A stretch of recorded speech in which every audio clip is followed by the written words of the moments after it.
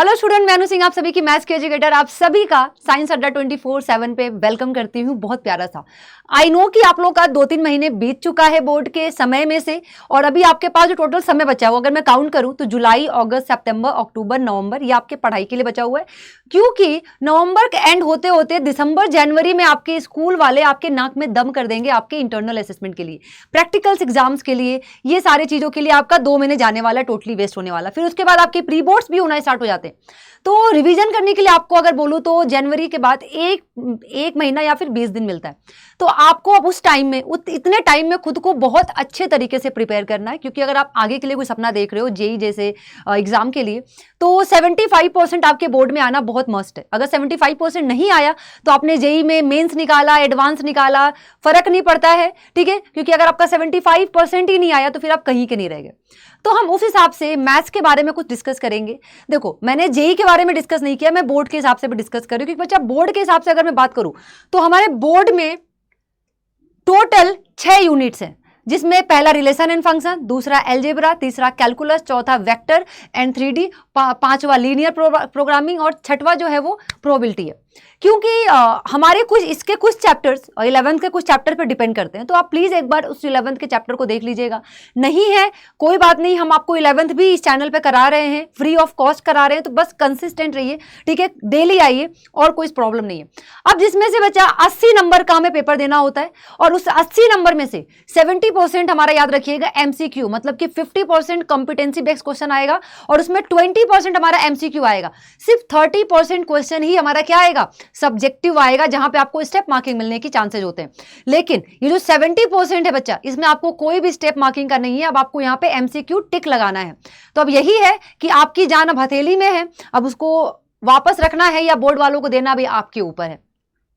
20 number तो totally आपके ऊपर डिपेंड करता है, आपका बिहेवियर कैसा आपके स्कूल में, आपका जो इंटरनल असेसमेंट है, ठीक है, उस पर डिपेंड करता। इसको बिगाड़िएगा मत। 20 नंबर में से तो 20 नंबर में से 19-18 नंबर तो लेकर ही आइए, और 80 में से 76-77 की हम लोग गारंटी लेते हैं। अब इसमें से जो कैलकुलस, मैंने हमेशा मैथ्स को 2 पार्ट में डिवाइड किया है, कैलकुलस और नॉन कैलकुलस के नाम से डिवाइड किया। देखो बच्चा, कैलकुलस में जो चैप्टर्स आते हैं वो 5 चैप्टर्स आते हैं, और ये 35 नंबर, ध्यान से रखिएगा, कितने नंबर, 35 नंबर कंटेन करता है। कितने नंबर, 35 मार्क्स लेता है ये। 35 मार्क्स तो बहुत है मैम, पास हो जाता है इंसान, इसमें थोड़ा सा और कम रहे तभी पास हो जाता है। तो जिसमें आपका आता है differentiability, continuity differentiability, application of derivative, integral और एप्लीकेशन ऑफ द इंटीग्रल और डिफरेंशियल इक्वेशन, ठीक है। लगभग इसमें सारे चैप्टर्स आपके सेकंड बुक में मिलेंगे, 2 बुक्स आपके एनसीईआरटी के होते हैं, ठीक है। तो ये एनसीईआरटी कैलकुलस है। और रही बात पढ़ाई करने की, तो उसके बारे में हम आपके पास लेकर आ रहे हैं कुछ चीजें, 2 मिनट बस वेट करेंगे, ठीक है। अब आता है नॉन कैलकुलस।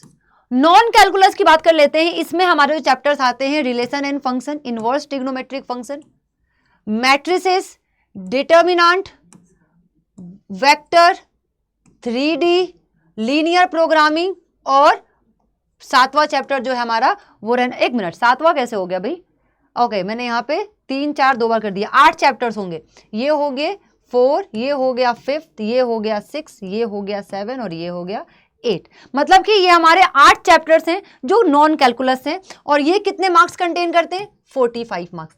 इसमें से लगभग चैप्टर्स बहुत ईजी है, आज हम वही डिस्कस करने वाले हैं, ईजी वर्सेस टफ चैप्टर। देखो बच्चा, मैं ये नहीं कहूंगी कि बहुत सब चैप्टर्स इजी होते हैं या चैप्टर्स टफ होते हैं, कुछ यहाँ पे इजी और कुछ टफ नहीं होता है।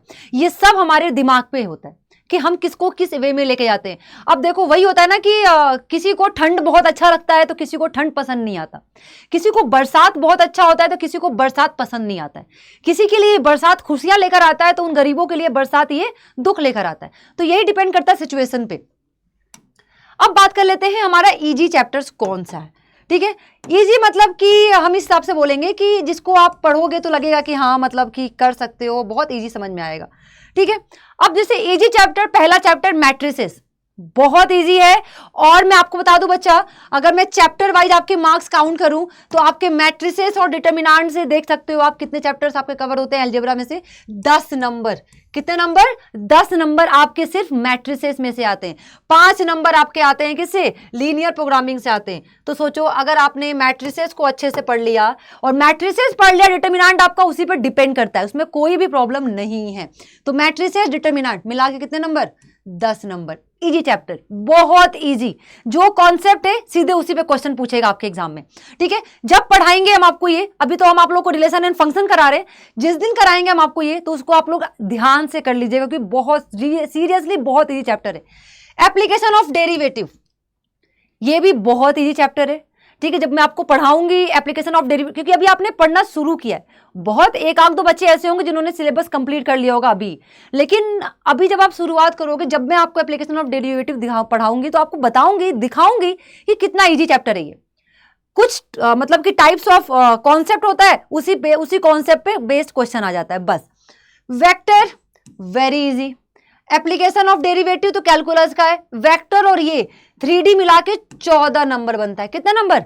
14 नंबर का बनता है। मान लो ये आपका 5 नंबर का क्वेश्चन आ गया। कितने नंबर का? 5 नहीं, 6 से 7 नंबर का क्वेश्चन इससे पूछ दिया। 14 नंबर का वेक्टर और 3D जो है बच्चा, बहुत लिमिटेड कॉन्सेप्ट है, कुछ फॉर्मूले, उन्हें फॉर्मूले पे आपके क्वेश्चन दिखेंगे। बहुत ईजी है बोर्ड वाला। मैं जेई की और सीयूटी के एग्जाम की बात नहीं कर रही हूं, वहां पे आपका 3D थोड़ा सा टफ हो जाता है, लेकिन आपके बोर्ड में वेक्टर और 3D क्या होता है? बहुत इजी होता है। उसके बाद आते हैं लीनियर प्रोग्रामिंग, जिससे 5 नंबर के क्वेश्चन पूछे जाते हैं, very easy. Bounded unbounded figure का पूछेगा, फिजिबल रीजन का पूछेगा, इसके अलावा कुछ नहीं। ये चैप्टर्स आपके जो 5 चैप्टर्स हैं, ठीक है, 6 चैप्टर बहुत इजी चैप्टर है, जिसमें से आपके जो मार्क्स बन गए 10, 14, 29, और अगर मैं 6 की बात कर लूं तो 35 नंबर आपके यहीं पे बन गए इजीली। मतलब कि आपको इसमें एफर्ट सिर्फ और सिर्फ 25-30% या 50% तक लगाना है। ये जो चैप्टर्स हैं थोड़े से कंफ्यूजिंग है और अपने प्रीवियस चैप्टर पे डिपेंडेंट है। जैसे कि रिलेशन एंड फंक्शन क्लास 11 पे डिपेंड करता है, जो आपने क्लास 11 में रिलेशन एंड फंक्शन पढ़ा है और सेट पढ़ा है, लेकिन इजी है, ये नहीं कहेंगे कि बहुत टफ है, आएगा नहीं, बस हाँ फिक्स टाइप के क्वेश्चन पूछे जाते हैं, लेकिन थोड़ा टफ होता है। क्लियर? इनवर्स ट्रिग्नोमेट्रिक फंक्शन जो है बच्चा, इनवर्स, इन दोनों से भी कितने नंबर क्वेश्चन पूछे जाते हैं हमारे? 8-10 नंबर। कितने नंबर के? 10 नंबर के। दोनों चैप्टर से मिला के 10 नंबर के क्वेश्चन पूछे जाते हैं। अगर आप चेक करोगे, सॉरी 8 नंबर। कितने नंबर के? 8 नंबर के क्वेश्चन पूछे जाएंगे। 5 नंबर के इससे और 3 नंबर के इससे पूछे जाएंगे, लेकिन कॉन्सेप्ट फिक्स होगा। चैप्टर को समझने में थोड़ा मुश्किल होता है रिलेशन एंड फंक्शन को, मैम 1-1 ऑन 2, फिर सिमेट्रिक्स, रिफ्लेक्सिव, ट्रांजिटिव, मैम दिमाग खराब हो गया, लेकिन कॉन्सेप्ट फिक्स है तो आप आराम से कर जाते हो। कंटिन्यूटी डिफरेंशियबिलिटी बच्चा, इसमें भी ना कुछ कॉन्सेप्ट फिक्स है, 4-5 कॉन्सेप्ट है, उन्हीं बेस पे क्वेश्चन आता है, बस थोड़ा समझना मुश्किल होता है, क्योंकि जब आप 11th के आप लिमिट एंड डेरिवेटिव पे डिपेंड करता है। Continuity and differentiability 11th class में जो लिमिट एंड डेरिवेटिव है ये उन पे डिपेंड करता है, इसलिए ये चैप्टर्स ना टफेस्ट चैप्टर माने जाते हैं। ठीक है, अब इसकी बात कर लेते हैं। यहां से यहां तक जो है बच्चा, अगर मैं बात करूं तो ये 25 से 28 मार्क्स तक आते हैं, इसमें कैलकुलस के पार्ट है, तो लिमिटेड कॉन्सेप्ट है, बस उनको पढ़ेंगे हम और अपने बोर्ड की प्रिपरेशन करेंगे। इंटीग्रल में आपको कुछ 8 मतलब कॉन्सेप्ट दिखेगा, 8 से 9 कॉन्सेप्ट, उन्हीं कॉन्सेप्ट पे बेस्ड क्वेश्चन आता है। कुछ फॉर्मूले ज्यादा होते हैं, उनको लर्न करेंगे, क्लास में ही करते हुए चलेंगे तो थोड़ा सा इजी लगने लगेगा। इंटीग्रेशन है ये। एप्लीकेशन ऑफ इंटीग्रल क्या होता है? एप्लीकेशन ऑफ इंटीग्रल बच्चा ये इसी पे डिपेंड करता है, इस पे डिपेंड करता है। किस पे डिपेंड करता है? इंटीग्रल्स के कुछ फॉर्मूला होते हैं, उस पे डिपेंड करता है। और 11th क्लास में कोनिक सेक्शन है, नहीं पढ़ा है, जब पढ़ाऊंगी तो पढ़ लेना 11th का भी। कोनिक सेक्शंस के कुछ जो कर्व्स हैं, जो कोनिक सेक्शंस है, सर्कल, एलिप्स, पैराबोला, वो इसमें कर्व्स यूज होते हैं, उन्हीं कर्व्स का हम एरिया फाइंड करते हैं। तो हम लोग एप्लीकेशन ऑफ इंटीग्रल को इसलिए थोड़ा सा टफ कंसीडर करते हैं। ठीक है, 4-5 तरीके का होता है बस जो कोनिक सेक्शन है। डिफरेंशियल इक्वेशन बहुत इंपॉर्टेंट है बच्चा, ये ऐसा नहीं कहेंगे, differential equation is very important. इससे क्वेश्चन फंसता है, जो टाइप्स हैं 3 टाइप्स के, या फिर डिग्री हो गया या ऑर्डर हो गया, तो ये टफ होता है, बच्चों को थोड़ा सा प्रॉब्लम क्रिएट करता है, बट कोई नहीं, जिम्मेदारी हमने ली है तो हम पूरी निभाएंगे वो जिम्मेदारी। ठीक है, लास्ट में आ गया जिससे बच्चे थोड़ा सा भागते हैं, क्योंकि ये प्रोबेबिलिटी 9-10th का तो ईजी है, लेकिन आपको अगर मैं बात करूं क्लास 11-12 में आके ये थोड़ा सा बच्चों को मुश्किल पैदा कर देता है।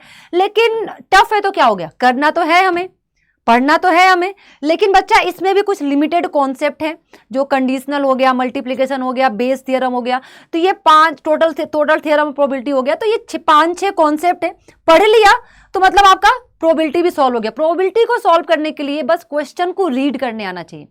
जिन बच्चों ने प्रोबेबिलिटी के क्वेश्चन को रीड कर लिया, समझ लिया, उसके लिए प्रोबेबिलिटी दाएं हाथ का खेल है।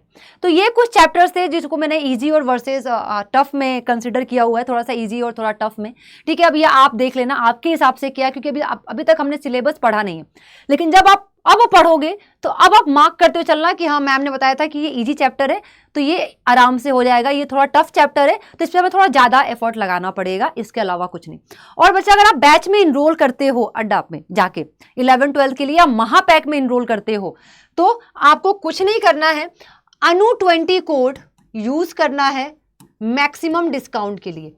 अनु 20 कोड यूज करना है, अड्डा 247 पे जाना और क्लास 11-12 या K-12 में जाके देखना, महापैक दिखेगा आपको, उस महापैक में आपको इनरोल करना है। कहाँ करना है? महापैक में। आपको अपकमिंग सारी बैचेज उसमें फ्री मिलेंगी, आपको 1-to-1 मेंटरशिप मिलेंगे, टीचर्स मिलेंगे, आपको सब कुछ मिलने वाला है वहाँ पे। तो मैक्सिमम डिस्काउंट के लिए यूज दिस कोड।